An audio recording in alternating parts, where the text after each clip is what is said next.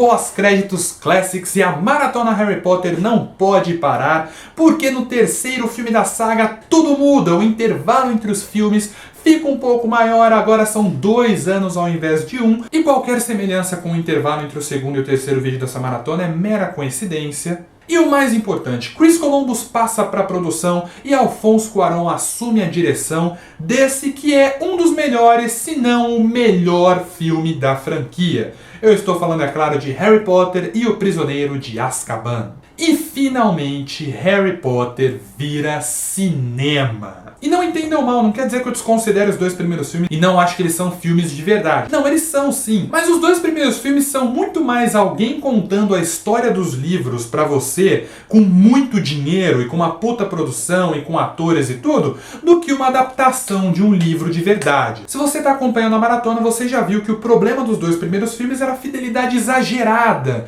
com o livro. Porque fidelidade é algo que os fãs dos livros sempre querem. Até eu, quando vou no cinema, gosto de ver uma história que seja fiel ao livro que eu li. Mas assim, fiel na medida do possível, porque tem coisas que funcionam muito bem num livro, mas não funcionam tão bem num filme e vice-versa. E o problema nos 2 primeiros filmes era exatamente esse. E aí os 2 primeiros filmes têm os seus méritos, têm vários momentos legais, são muito nostálgicos pra mim, mas também são muito problemáticos. E revendo Prisioneiro de Azkaban foi a primeira vez que eu senti que eu estava vendo um filme de Harry Potter, né? Uma adaptação de um livro. O cara pegou o livro, viu que funcionava, viu que não funcionava, viu que poderia ser melhorado, adicionou coisas que funcionam melhor para o audiovisual e fez um autêntico filme. E com a característica mais importante, independente das mudanças, que foram muitas nesse terceiro filme, a essência da obra da J.K. Rowling ainda estava ali. E é por isso que esse filme é tão bom e dá tão certo. Nesse vídeo vocês talvez se cansem dos elogios que eu vou fazer ao diretor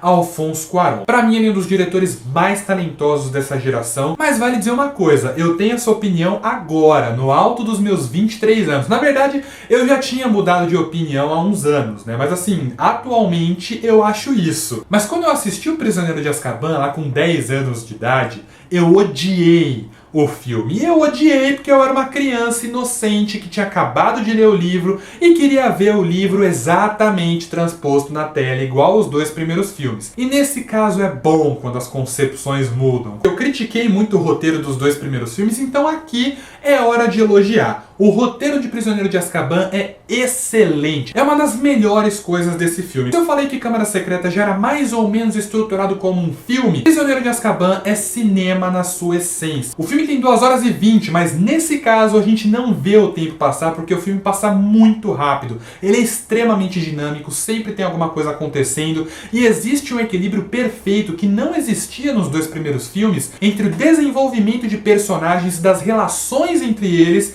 e o plot, a história principal do filme. Além do que, já que eu falei da história, né, o problema do segundo filme é que ele trazia muitos problemas do livro, e nesse caso o filme traz muito das qualidades do livro. O vilão do filme é o Sirius Black, né? E a grande sacada da história é que no final acontece um plot twist completo. O Sirius não era o vilão, na verdade ele era o contrário disso, e quem fez a traição toda foi o Pedro Pettigrew, que na verdade é o Rato do Rony e o Perebas. É uma baita sacada que esse livro tem. Eu acho que é uma história muito bem contada e todas as reviravoltas que tem nela são muito bem boladas e o filme se beneficia completamente disso. O roteiro e o trabalho do Cuarón não são impecáveis por uma falha grave, uma falha quase imperdoável, que só dá pra perdoar porque todo o resto do filme é muito bom, mas é uma falha que não tem como deixar passar e que eu vou mencionar ela daqui a pouco. Fica aí no mistério. E fica no mistério porque já que eu tô falando aqui do Cuarón, a direção do Alfonso Cuarón, eu acabei de falar que é um dos diretores mais talentosos dessa geração e é uma direção maravilhosa. Você vê que existe um cuidado com cada cena, você sente a assinatura visual dele no filme, você sente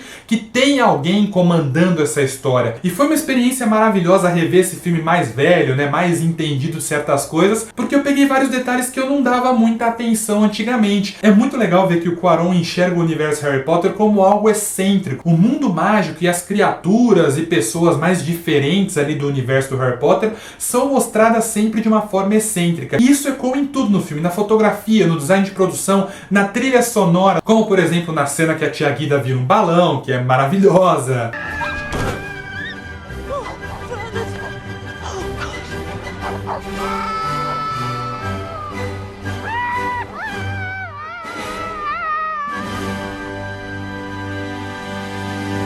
E nas pequenas piadas que o Cuarón tenta colocar na história, que aliás é um pequeno errinho, não chega a ser um pecado que destrói o filme, mas é um pequeno erro, porque a maioria das piadas que ele coloca são piadas bem fora de tom, que não tem muito lugar ali, mas você vê que a visão dele da magia, né, do universo mágico é de algo excêntrico.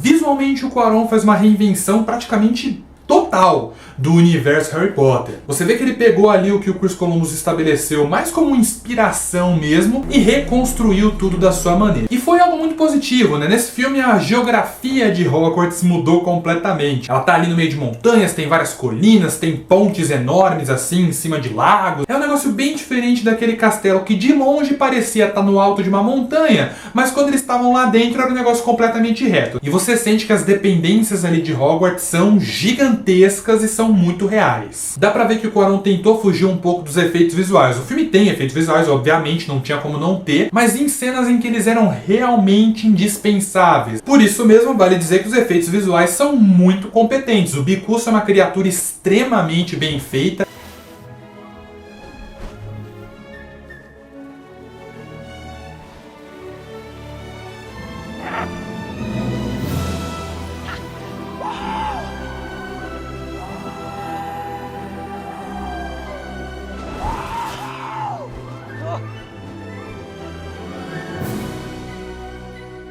Ele é uma mistura ali, né, de prop, né, de um boneco com um efeito visual, mas é muito bem realizado. Você acredita nele o filme inteiro. E até mesmo a versão lobisomem do Lupin é muito legal. Eu gosto muito, inclusive, do visual do lobisomem desse filme, né? Porque a referência em franquias infanto-juvenis para lobisomens, né, eram lobos gigantes, né, Crepúsculo. E lobisomem não é isso. Lobisomem é um híbrido entre homem e lobo. Não é uma coisa bonita de se ver.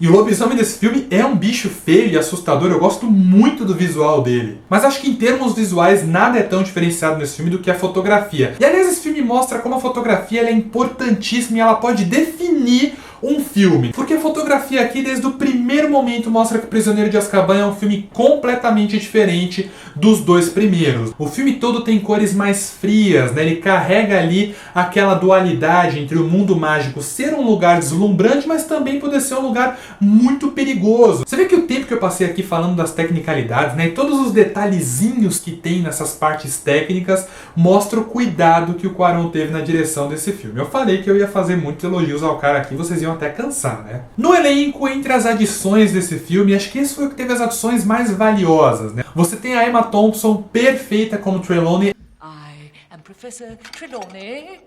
Together we shall cast ourselves into the future.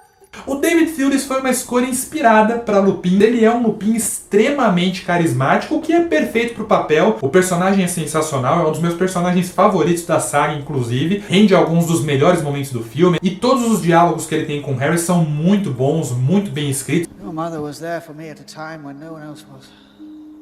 Not only was she a singularly gifted witch, she was also an uncommonly kind woman. She had a way of seeing the beauty in others, even and perhaps most especially when that person could not see it in themselves. O Timothy Spall foi perfeito para Pedro Pettigrew, não podia ter uma escolha melhor. E assim, Gary Oldman de Sirius Black. Que escolha inspirada e fantástica. Para mim foi uma escolha assim nível Alan Rickman de perfeição para interpretar o personagem. Ele tá muito bem. Only one would die tonight. Then it'll be you.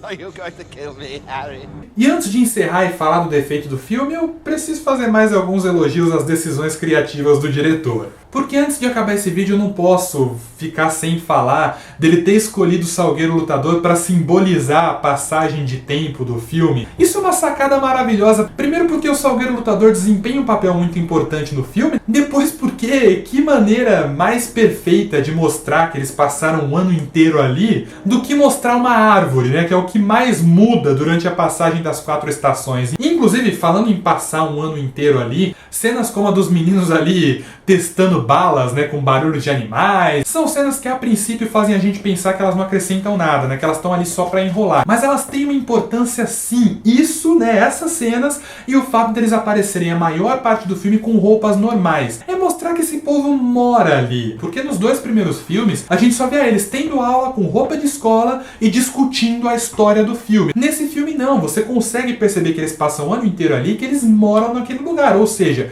tem alguns momentos que eles não fazem nada, que eles só estão se divertindo. Outras decisões acertadíssimas foi limitar o quadribol só ao que ele é importante, né? Que no caso no livro tem 3 partidas de quadribol e só uma delas tem algo importante para a história mesmo. E a sequência de quadribol desse filme é curtíssima, o foco dela não é no esporte em si, mas ela é sensacional, porque a sequência toda é um negócio caótico, eletrizante, todo bagunçado ali do início ao fim. Pra mim é a minha sequência de quadribol favorita da franquia. Ela é curtíssima, mas é a minha favorita. Mas eu acho que de todas as liberdades criativas que o Cuarón tomou, a minha favorita, sem dúvida, é o clímax. É o clímax do vira-tempo, no caso. Porque no livro, toda a aventura do Harry e da Hermione ali com o vira-tempo é algo muito mais discreto e muito menos espalhafatoso. Não tem esse negócio da Hermione quebrar o jarro de farofa lá do Hagrid e tacar o negócio na cabeça do Harry. Não tem essas interações indiretas entre passado e futuro no livro. É um negócio muito mais discreto. Mas o que é mais interessante e mais empolgante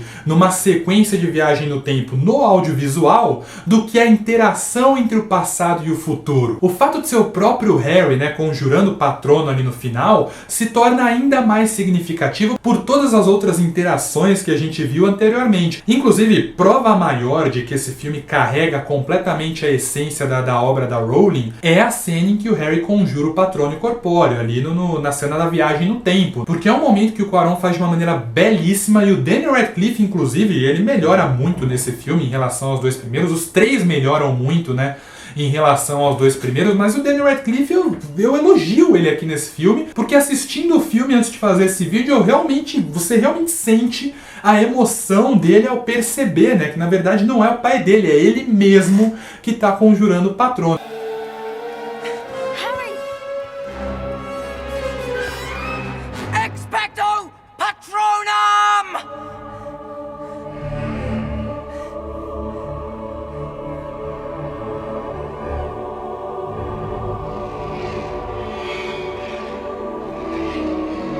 E agora que eu já mantive o suspense esse tempo todo, esse filme ele só não é impecável porque ele comete um erro muito sério. Não só para o próprio filme, como para toda a franquia, porque é um erro que acaba ecoando por todos os outros filmes. Eu não liguei tanto para a maioria das coisas que o filme cortou, que o filme deixou de mostrar, mas tem uma coisa que o Cuarón não podia ter cortado, que é o plot dos marotos. No filme eles só são mencionados, né? Eles são os criadores do mapa do maroto e fica por aí. Isso é um problema muito grande na história, porque assim, você que já leu o livro, whatever, você sabe exatamente quem são os marotos, mas tenta imaginar por um segundo que você não leu o livro, você nunca leu O Prisioneiro de Azkaban e vai assistir o filme. Tem algumas coisas que ficam sem sentido nenhum. Tá, Aluado, Rabicho, Almofadinhas e Pontos criaram o mapa do maroto, beleza. Mas assim, por que o Lupin parece conhecer tão bem o mapa do maroto? Por que o Sirius Black sabe exatamente que o mapa nunca mente? Em momento nenhum fica subentendido que o Sirius Black é o Almofadinhas ou que o Lupin é o Aluado, ou ainda que o Thiago Potter é o Pontas e o Pedro Pettigrew é o Rabicho. E inclusive, falando no Rabicho, esse é um erro que ecoa por todo o resto da franquia, porque esse é o único filme em que o Rabicho é chamado de Pedro Pettigrew. E aí nos outros filmes o Voldemort e os outros personagens sempre se referem a ele como o Rabicho. Mas assim, eu acho que vocês deixaram de contar uma parte da história, que como assim, esse cara é o Rabicho ali do Mapa do Maroto, né? Isso foi uma falta grave no filme, eu acho que o Cuarón devia ter colocado, cara, nem que fosse uma cena, nem que fosse ali na cena que o Lupin tá indo embora, ele podia ter falado pro Harry, o Harry podia ter perguntado, mas como você sabe tanto do Mapa do Maroto? E ele podia ter falado, eu criei ele com os seus pais, com os Sirius e com Pedro Pettigrew. Ia ser um negócio didático? Ia, mas é o tipo de didatismo necessário. Porque assim, convenhamos que é esperar muito do espectador entender ali, nas entrelinhas muito discretas que o Cuarón colocou, que o Sirius Black, o Lupin, o pai do Harry e o Pedro Pettigrew são os criadores do Mapa do Maroto. Mas no fim das contas dá pra perdoar essa falta grave dos marotos e as piadinhas fora de hora, porque Harry Potter e o Prisioneiro de Azkaban é um triunfo completo. É cinema. Pela primeira vez Harry Potter adquiriu ares cinematográficos e eles não poderiam ter vindo em melhor hora. Porque essa é uma história maravilhosa para se adaptar para o cinema. É uma reinvenção completa da franquia, tanto em termos técnicos quanto em termos de roteiro ou de atuações. Você vê que existiu um cuidado maior ali com as atuações de todos os personagens, principalmente do elenco mais jovem. Você vê que eles estão mais confortáveis, estão mais seguros ali nos seus papéis. É um filme que pode até desagradar os fãs mais hardcore, que não gostam do tom diferente, do fato de ter muitas diferenças em relação ao livro, mas que sem dúvida agrada qualquer um que goste de cinema. É um filme bem feito, bem estruturado, bem dirigido, com ótimas atuações e um visual belíssimo. Dá gosto de ver e é difícil de acreditar que quando eu assisti o filme na primeira vez eu não gostei, porque olha, é um filme realmente bonito de assistir. Eu acho que é um daqueles filmes que quanto mais eu rever, mais eu vou gostar. No fim das contas, Harry Potter e o Prisioneiro de Azkaban é um filme nota 9.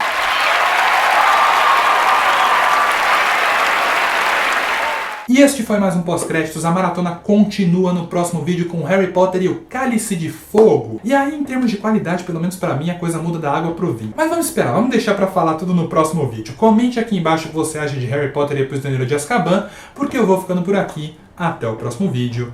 Falou!